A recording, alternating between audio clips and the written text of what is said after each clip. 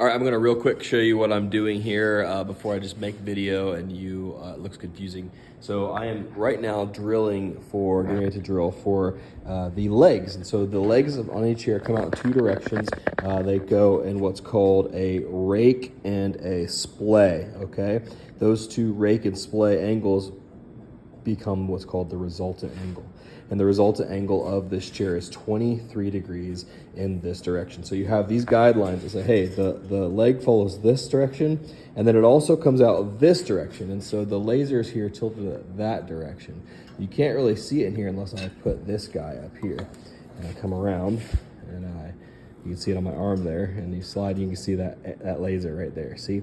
And so what I'm doing, since I have both of these marked, is I take the drill in the right angle here, and I go in the hole and you can see the laser there, so I know I'm correct this angle wise.